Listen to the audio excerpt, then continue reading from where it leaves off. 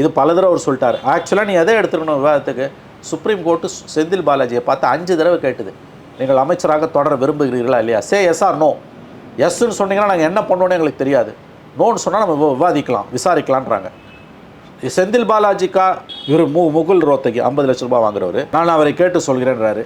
தமிழக அரசுக்காக அப்பியரான நம்முடைய அபிஷேக் மனு சிங்வி, அவரும் ஒரு ஹியரிங்க்கு ஒரு 40 லட்சமாவது வாங்குவார்.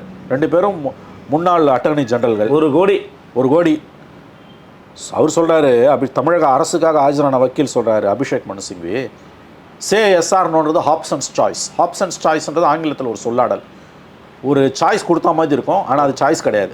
நான் சொல்கிறது தான் நீ செய்யணும் அப்படின்ற மாதிரி. எஸ் ஆர் நோ, நீ அமைச்சராக தொடரியா விரும்பலையான்னு 5 தடவை கேட்குறான்ல, இதுக்கு நீங்கள் என்ன பதில் சொல்கிறீங்க? நான் மனு சிங்வியை கேட்கும்போது இது ஹாப்சன்ஸ் சாய்ஸ் எனக்கு, ஏன்னா ஹாப்சன்ஸ் சாய்ஸ்னால் நான் நோன்னு தான் சொல்லணும்னு நீங்கள் எதிர்பார்க்குறீங்கன்றார்.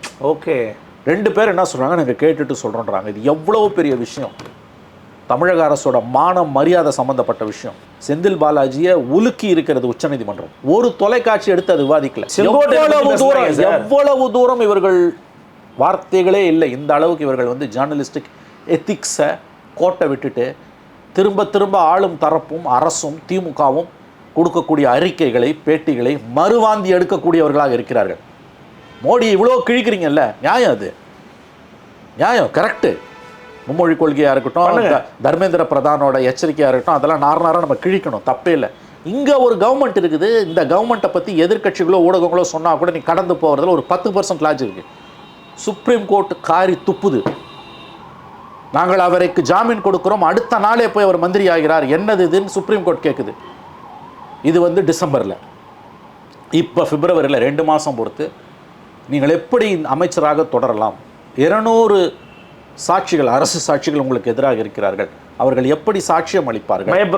பயப்படுறாங்க, சாட்சியம் அளிப்பார்கள்.